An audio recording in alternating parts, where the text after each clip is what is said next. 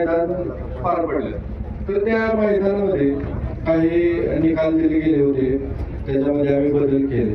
आम्ही दोन्ही साईडचे 2 कॅमेरे आणि खाली सुट्टी मेकरचे इथला कॅमेरे असे टोटल 4 कॅमेरे बघून आम्ही सर्व निकाल जाहीर केले. त्याच्यामध्ये परत बैलगाडी मालकांचे ऑब्जेक्शन येत असल्यामुळे आम्ही फायनल घेऊ शकलो नाही. त्याच्यानंतर काही चुकीचे निकाल आमच्याकडून नजर चुकीने व्हिडिओ शूटिंग चांगल्या पद्धतीचे नसल्या कारणाने आम्ही देऊ शकलो नाही. त्याच्याबद्दल मी बैलगाडी मालकांची यात्रा कमिटीच्या वतीनं मी दिलगिरी व्यक्त करतो आणि हे मनापासून दिलगिरी व्यक्त करतो. मला फक्त एकच सांगायचंय, आता काल दिलेले जे निकाल आहेत ते त्यातला फक्त सेमीफायनल क्रमांक 5 मधला एक निकाल फक्त बदललेला आहे.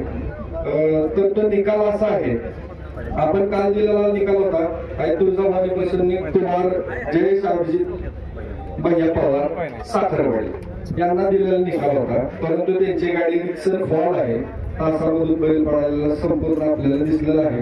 त्याचा मी स्क्रीनशॉट, त्याचा व्हिडिओ आम्ही तुमच्याकडे मी देतो. त्यांच्या मालकांना सुद्धा आम्ही दाखवलेला आहे, दोन्ही बैलगाडी मालकांना.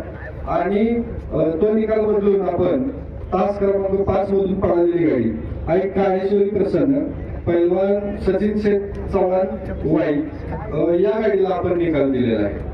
तर हा निकाल आपण कंटिन्यू करतोय आणि फायनलचा फेरा घेतोय. आता लगेच आता बैल तुम्ही झोपायला घ्या, 15 ते 20 मिनिटात खाली जाऊ द्या गाड्या, आपण लगेच फायनलचा फेरा सोडतोय. परंतु हे दिलेले निकाल सगळे रास्त आहेत. त्यांनी सुद्धा मन मोठं दाखवून त्यांनी निकाल मान्य केला आणि त्यांनी स्वतः बघितलं.